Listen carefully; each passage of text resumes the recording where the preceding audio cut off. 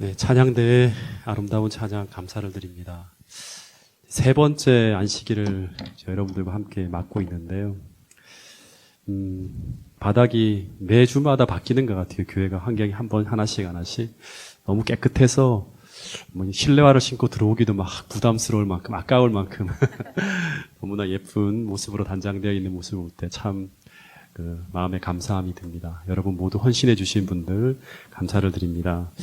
아마 앞으로 이 담장까지 이렇게 예쁘게 단장할 계획을 가지고 있는데 하나님께서 더 아름다운 모습으로 계속 교회를 변화시켜 주시고 또 아름다운 역사들이 또 교회 안에서 펼칠 수 있도록 계속 하나님께서 인도해 주시기를 바라겠습니다. 네, 제가 지난주에 설문을 좀 받았는데요. 여러분들의 이야기를 받았는데 다양한 얘기들을 제가 보게 되었어요. 제가 3번인가 4번을 내가 읽었거든요. 근데 그 중에 하나는 청년회 예산 증액을 부탁드립니다라는 얘기부터 또 어린이부도 특별하게 이런저런 것들을 하고 싶어 하는 그런 말들, 또 어르신분들이 또 차량 운행을 부탁하시는 말씀, 또 제 설교에 대한 부분들, 재림에 대한 설교를 듣고 싶습니다. 또 다니엘 계시록을 공부하고 싶다는 내용, 다양한 의견들이 나왔습니다.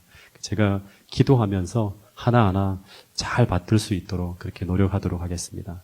그 중에 하나 제가 이 말씀은 제가 요즘에 마음이 좀 새긴 게 하나가 있는데 그게 뭔가 하면 어떤 분이 이런 글을 쓰셨더라고요. 목사님 처음에 가지신 그 마음 끝까지 가져가시기를 바라겠습니다. 라는 그런 마음이었어요. 아멘이라고 하시네요. 정말 깊이 마음에 담아야 할 말씀으로 마음에 담고 그리고 그 주신 설문들은 계속 제가 보관하고 계속 또 보고 하겠습니다. 그리고 아직도 저한테 뭔가 하실 말씀들이 있으신 분들은 개인적으로나 아니면 또 다양한 채널을 통해서 저에게 말씀해 주시면 그런 모든 부분들을 제가 참고하도록 하겠습니다. 계속 예배 때마다 신앙의 본질적인 이야기를 좀 하고 있는데요. 저녁 예배도 그렇고 안식일 예배도 그렇고 여러분 가능하면 다 들어주시기 바라겠습니다. 그래서 담임 목사가 생각하고 있는 방향이 정말 성경적이고 하나님의 뜻이라 그러면 우리가 다 같이 협력해서 그 방향으로 나갈 수 있도록 해주시고요. 최근에 하고 있는 설교들은 한 번 듣기보다 방송 앱이 있잖아요. 그죠? 그러니까 2번, 3번 들으시면서 계속 마음에 새겼으면 좋겠다는 생각이 듭니다. 오늘은 그리스도인은 어떤 사람인가에 대한 이야기를 좀 해보려고 합니다.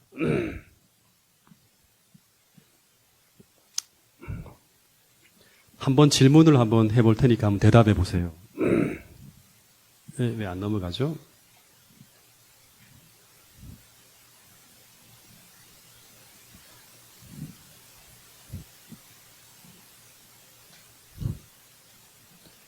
네. 잘 안 넘어가네요. 그쪽에서 좀 넘겨주셔야 될 것 같은데요.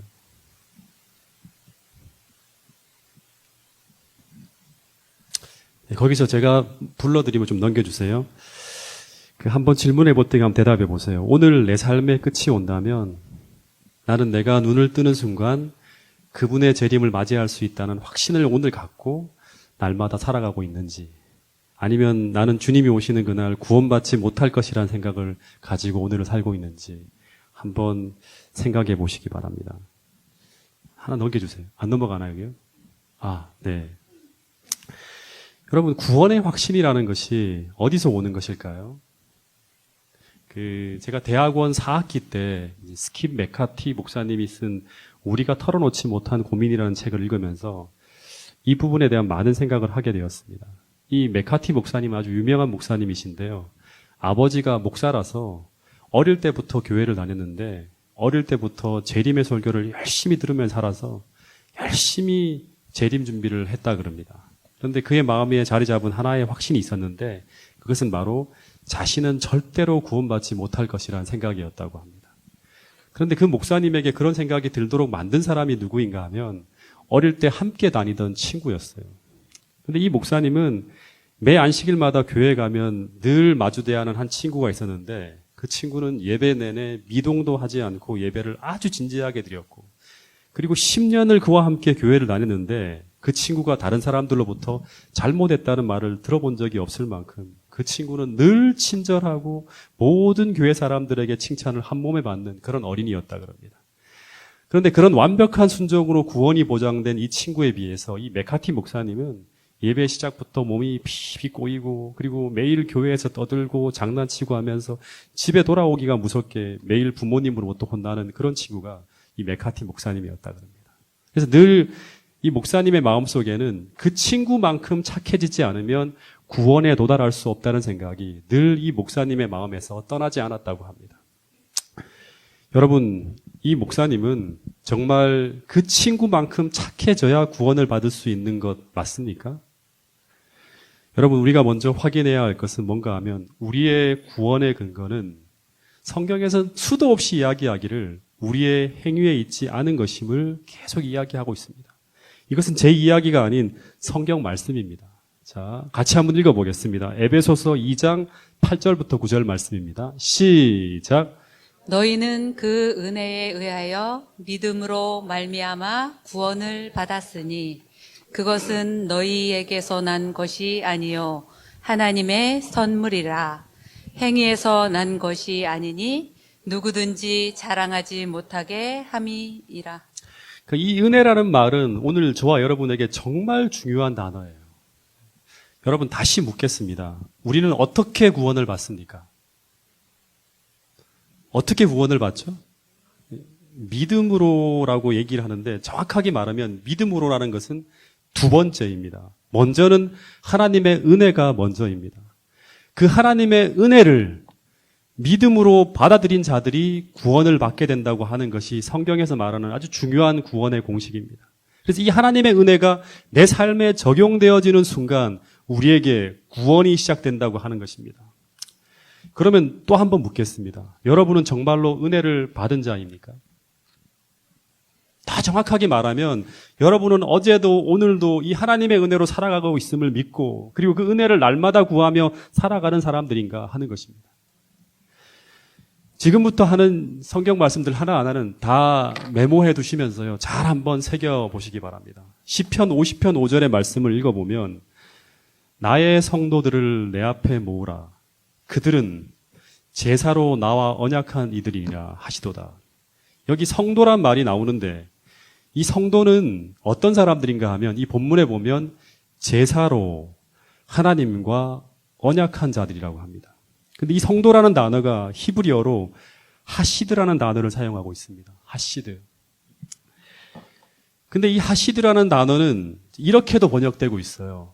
자, 시편 86편 2절에 보면 나는 경건하오니 내 영혼을 보존하소서 내 주의 하나님이요. 여기서 나는 경건하오니 할 때 이 경건하오니라는 단어를 직역하면 나는 경건한 자이오니라는 뜻입니다. 근데 이 경건한 자라는 단어가 성도라고 번역된 하시드라는 단어예요. 근데 한번 집에 돌아가서 한번 찾아보세요. 시편 86편 2절 그 성경책 밑에 관주를 보면 이 하시드라는 말은 주께서 은혜를 주신 자로 번역되고 있습니다. 주께서 은혜를 주신 자. 그러니까 지금 정리 다시 한번 할게요. 성도는 먼저 제사로 하나님과 언약한 자들이라고 하는 말에서 먼저 생각할 것은 이 제사라는 것은 그리스도께서 나를 위해 돌아가심을 기념하는 것이 바로 제사예요. 근데 성도는 그 희생의 제물로 드려진 그 희생이 나를 위해 지불되어진 희생임을 믿음으로 받아들인 자. 그래서 그 믿음으로 하나님과 언약한 사람이 바로 누군가 하면 성도라고 하는 것입니다.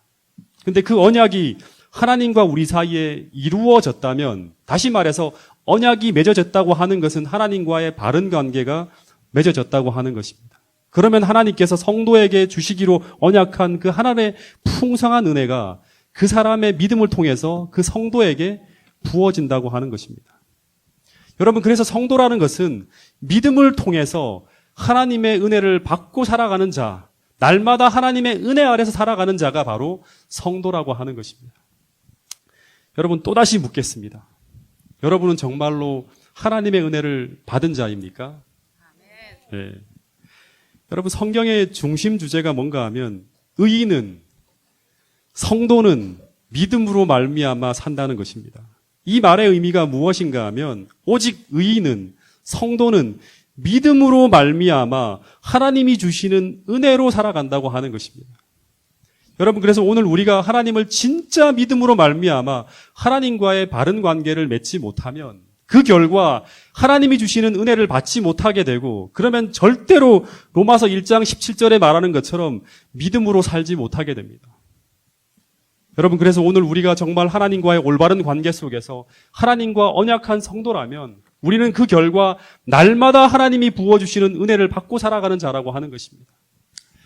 여러분, 바울 서신을 한번 읽어보면요, 로마서라든가 이 바울이 늘 강조하는 게 뭔가 하면 믿음을 가진 하나님의 백성들은 율법 아래가 아니라 은혜 아래 살아간다고 하는 것을 계속 강조하고 있습니다. 그래서 이 하늘과 연결되어진 사람의 증거가 무엇인가 하면 이 하늘로부터 이어진 그 은혜의 관을 통해서 쏟아지는 그 하늘의 은혜가 우리 삶 속에 부어지고 있는가 아닌가를 통해서 그 사람이 진짜 성도인지 가짜 성도인지를 계속 드러내게 된다고 하는 것입니다. 여러분, 성경의 역사를 보면 끊임없이 그 사람이 은혜 아래 있는지, 하나님이 부어주시는 은혜로 살고 있는지 아닌지를 통해서 끝없이 그 사람이 진짜 그리스도인인지 가짜 그리스도인인지를 시험하는 그러한 이야기들이 계속 등장하는 걸 볼 수 있습니다. 여러분, 로마서 9장 27절에 보면 이 말씀을 같이 한번 읽어보겠습니다. 시작.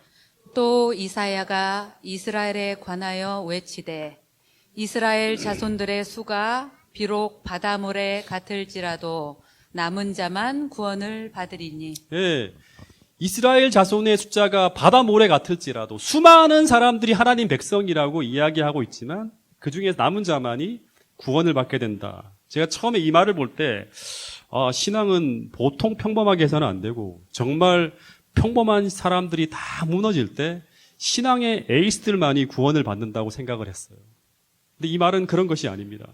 이 말은 이스라엘이라 이름하는 자가 바다 모래 같을지라도 다 하나님 백성이라고 말하는데, 다시 말하면 하나님을 믿노라고 공언하는 사람들의 수요가 바다 모래 같을지라도 그들을 시험하는 시련의 바람이 불 때 겨와 같은 존재들은, 다시 말하면 가짜 믿음을 소유한 자들은 다 그 체질하는 바람에 불려나갈 것이고, 진짜 알곡만이 남게 되는 것처럼 하나님과 진짜로 언약한 성도, 하나님과 진짜 믿음으로 언약을 맺은 사람, 그 하나님이 주시는 은혜를 받고 있는 자가 체질하는 시련임의 바람이 불어올 때 날아가지 않고 남아있게 될 것이라고 하는 것입니다.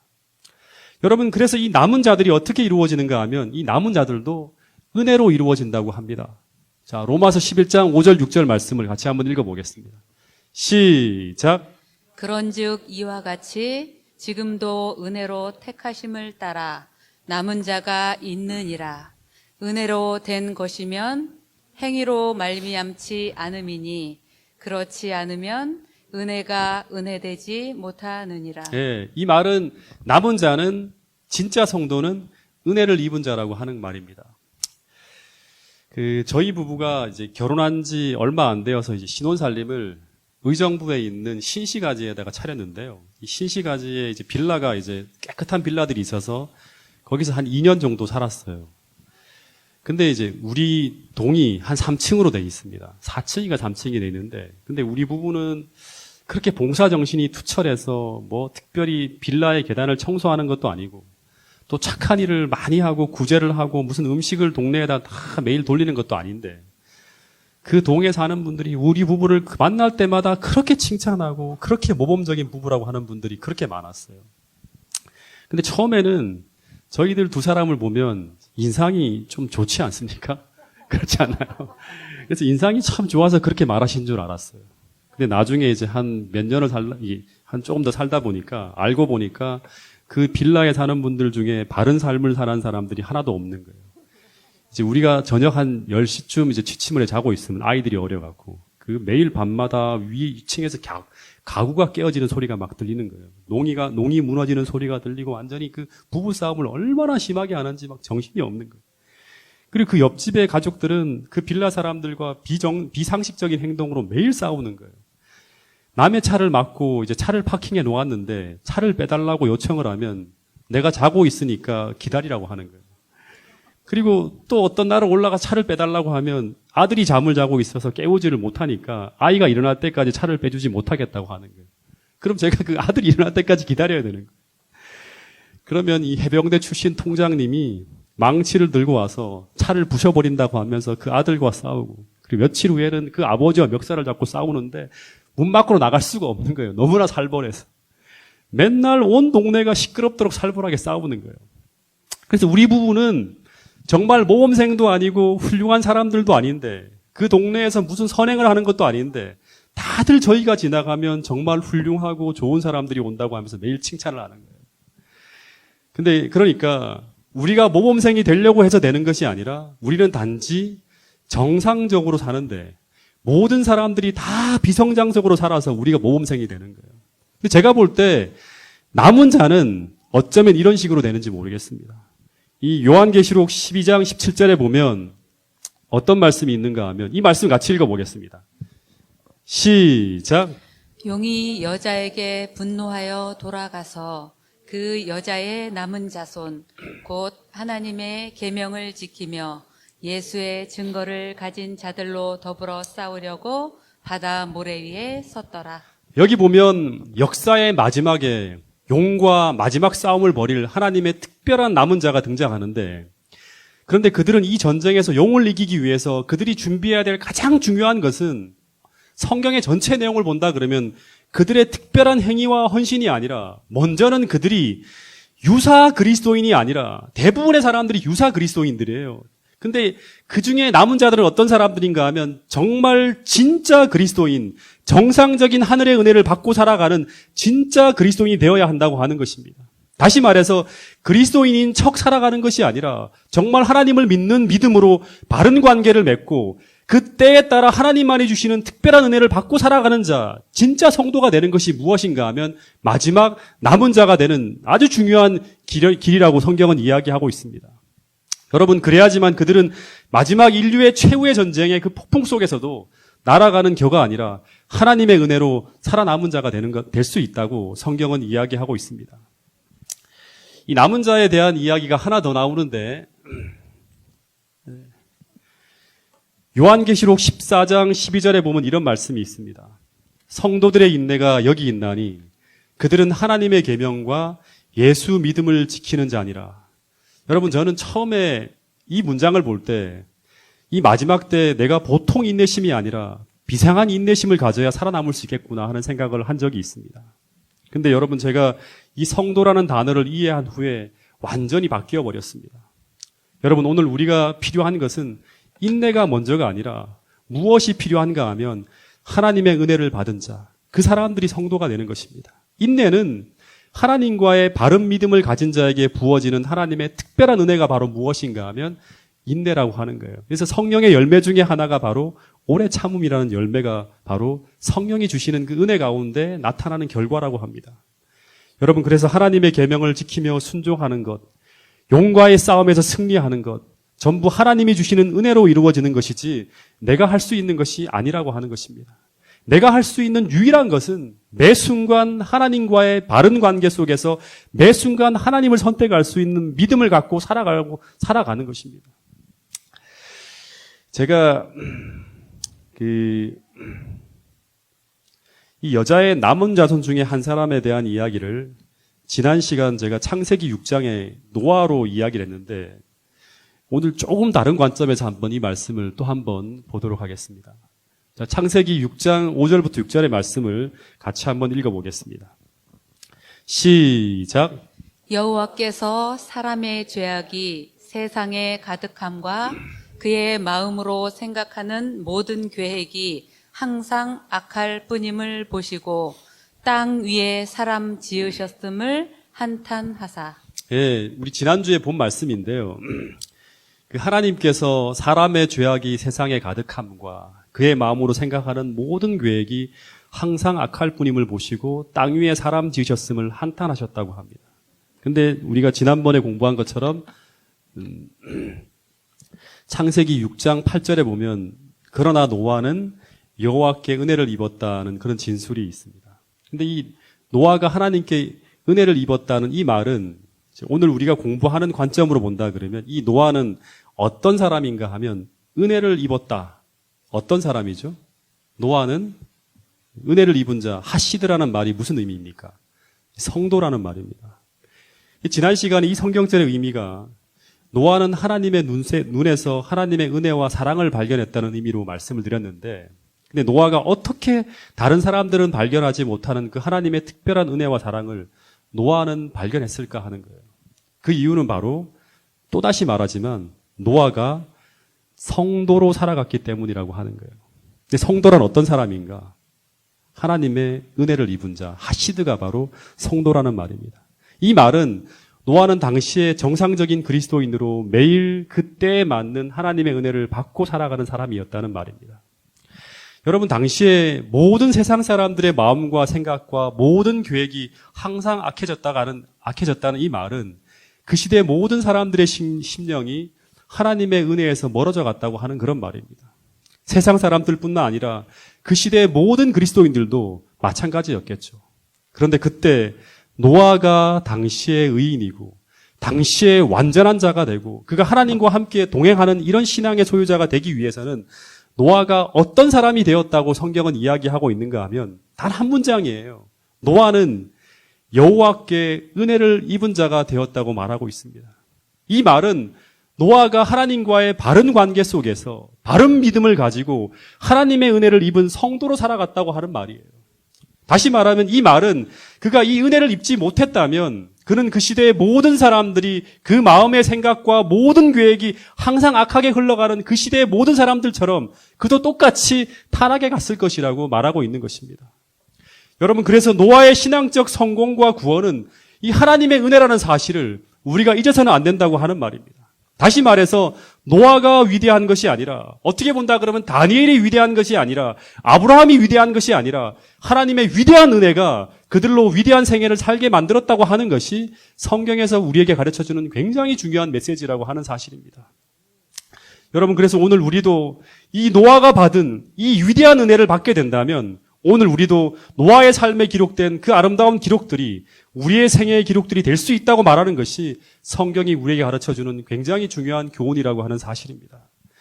여러분, 그 노아에게 임했던 그 하나님의 위대한 은혜의 폭포수가 오늘 파주중앙교회 모든 성도들에게도 충만히 임하게 되기를 간절히 바라겠습니다.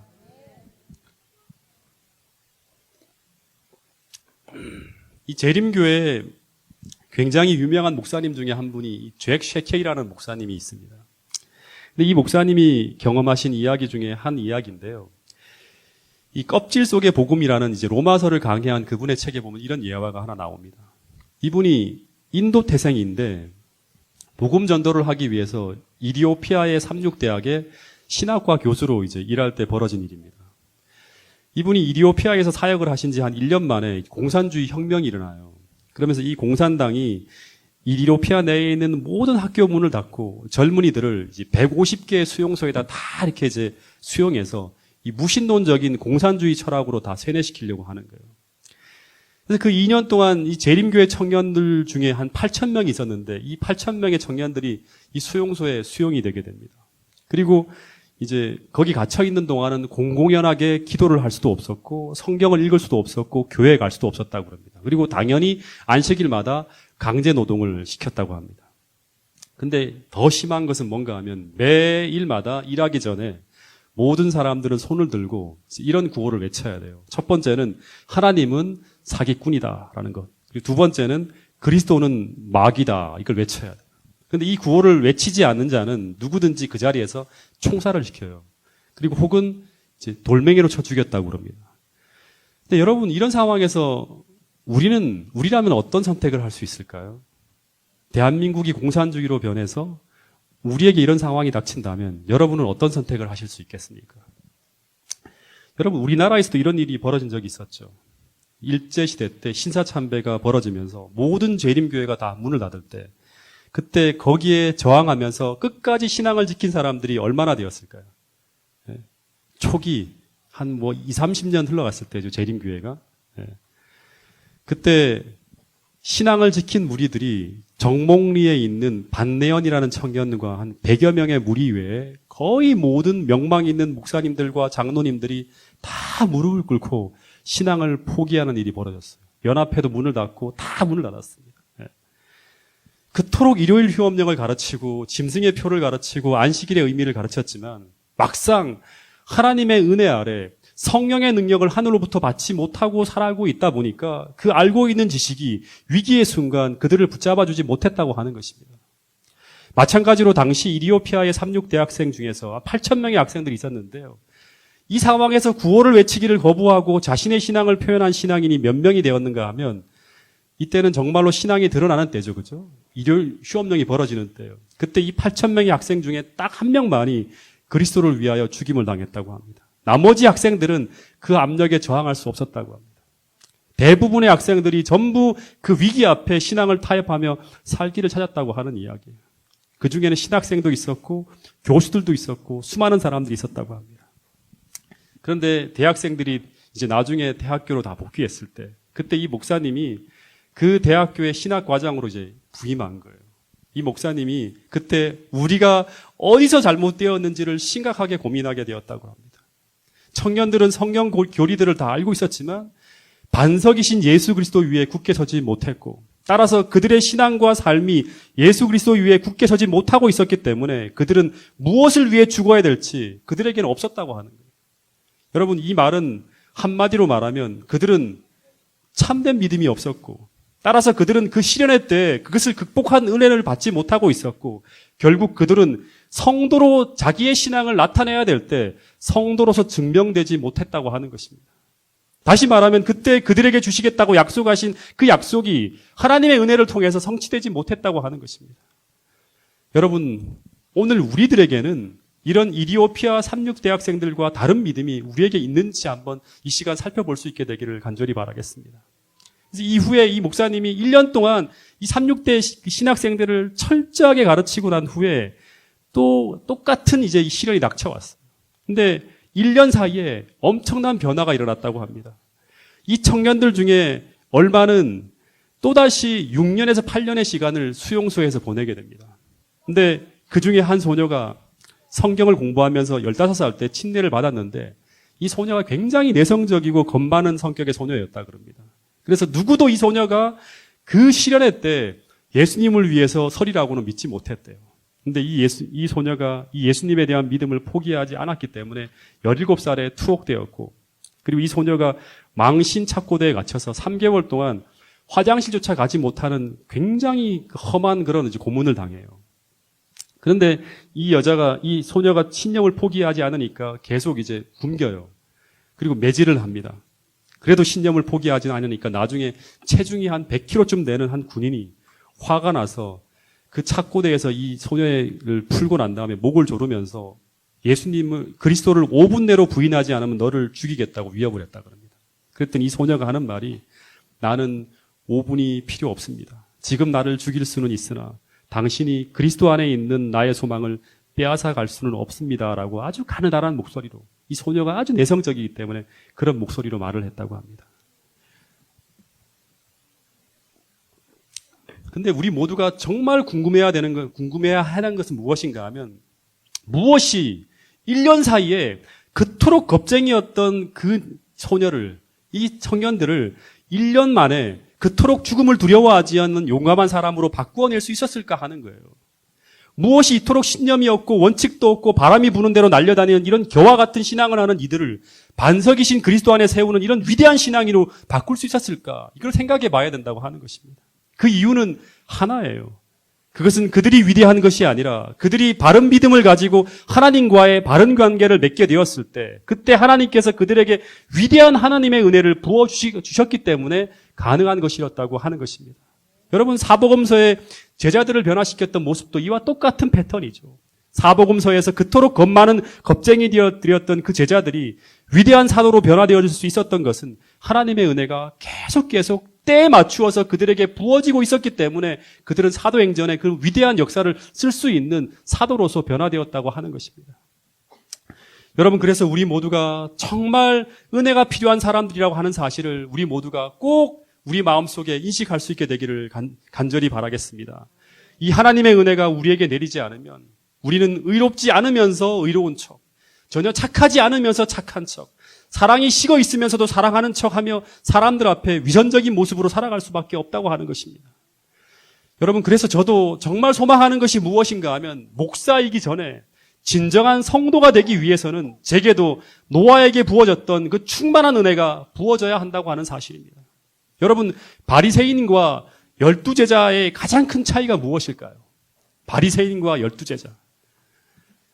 바리새인은 하나님의 은혜를 받지 못하고 교회를 다니는 사람이고, 열두 제자는 하나님의 은혜를 받으면서 교회를 다니는 사람이에요. 그러니까 변화되어진 척하고 사는 거예요. 여러분, 성경은 말하기를 모든 인간의 본성은 착하지 않고 의롭지 않고 정말 이기적인 희망이 없는 존재들이 바로 인간의 본성이라고 합니다.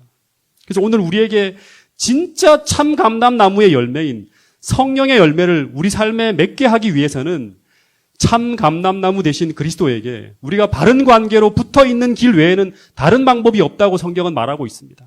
더 정확하게 말하면 붙어 있는 척만 하는 것이 아니라 그 나무의 생명적 관계로 실제적으로 온전히 접붙여져서 그 수액이 그리스도로부터 우리에게 계속 공급되어져야지만 우리가 진짜 성경에서 말하는 그 열매들을, 약속하신 열매들을 맺을 수 있다고 하는 것입니다. 근데 문제는 우리가 어떻게 붙어 있을 수 있는가 하는 거예요. 성경 전체에서 계속 강조하는 것이 무엇인가 하면 첫 번째는 하나님 앞에 스스로를 낮추고, 두 번째는 정직하게 나의 연약함과 죄됨을 인정하고, 그리고 세 번째는 진실하게 하나님 앞에 나아가서 우리의 자아를 굴복하면서 그리스도의 필요를 구하는 삶을 살아가는 것입니다. 이 믿음을 통해서 우리가 하나님 앞에 정직하고 진실하게 자신을 드리면서 하나님과의 바른 관계를 이룰 수만 있다면 하나님은 그 즉시 우리에게 풍성한 은혜의 수액을 흘러보내 주신다고 성경은 약속하고 있습니다. 우리가 이 진액과 이 수액을 실제적인 삶을 통해서 받아들이지 못한다면 우리 모두는 변화가 일어나지 않는, 어떻게 보면 성령의 열매가 아닌 돌감람나무 열매만 맺히는 그리스도인, 다시 말하면 신앙인인 척하는 가짜 신앙인이 될 수밖에 없다고 성경은 이야기하고 있습니다. 여러분, 이제 마지막 말씀인데요. 요한복음 15장에 보면, 이게 왜 이렇게 됐죠?